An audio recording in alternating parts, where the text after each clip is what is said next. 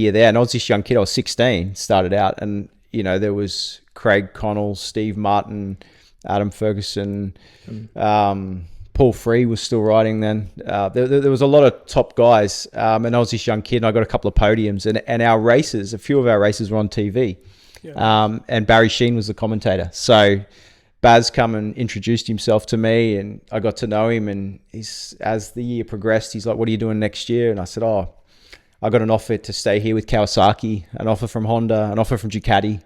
Oh. And he goes, do you want to leave Australia? And I was like, "Oh yeah, I'd love to. The goal is to race world superbikes or 500s." And he's like, "Oh, well, you need to go to America or England." And I was like, "Oh, sounds easy, but how does that happen?" And he goes, "Oh, let me make a few phone calls."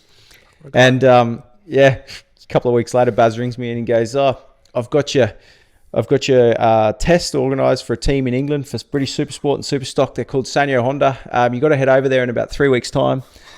That's unbelievable. I'm 17 by then. I go off the phone and tell Mum, and she's like, "Well, hang on a minute, wait, where are we going with this?" But I went over and in the same phone call, he goes, "I also rang Dainese. He speaks fluent Italian, or spoke fluent Italian. And I got your 2 leather suits. I got your 3 pairs of gloves. I got you some AGV helmets."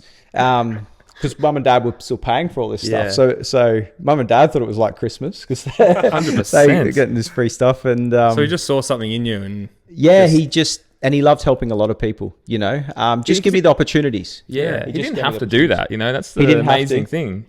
But he was still a massive star, and I got a lot to owe to Barry. But later on that year and the next year, I saw him at the British GP, and he was huge. The autograph tent, so they had Kenny Roberts Jr. as world champion, Valentino Rossi, Alex Crivier was there, Max Biaggi, and then Barry Sheene as an ex-rider, and his queue was 10 times longer than all the rest put together. Big names. And he made time for and he kissed every woman on the cheek twice, and he he just had charisma. There was something about Baz. He was very cool. Yeah, we're slowly hearing more and more stories about Barry Sheene because he was just before our time. Yeah. And it's just really interesting. And he embraced Australia as well and Australians.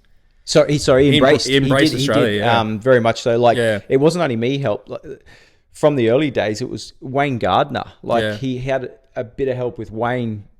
When Barry was world champion, this Aussie guy's coming to England. Baz helped him. And then Mick Doohan. So I'm still friends with Barry's son, Freddie Sheene. Yep. He's a couple of years younger than me. And Freddie showed me he's got an original fax paper that Barry sent to the president of HRC saying, "There's this young Australian, Michael Doohan, his name is. He's going really good over here, and Yamaha want to put him on a 500. You really need to look at this guy." You know what I mean? It's more or less is what it says. He helped Troy Corsa, Gary McCoy. He set up everything. Gary McCoy did 3 Australian road races. Done a really good speedway rider. Did 3 races. Barry saw some potential. There was a 125 position opening at the Australian Grand Prix, and Baz said, "Oh, you got to put this young guy on." And then he went and got himself a world championship ride out of it. He just loved helping people that put the effort in themselves. Doesn't seem like it happens like that these days. It's just, I think the whole sport's different as well. It's a lot more. I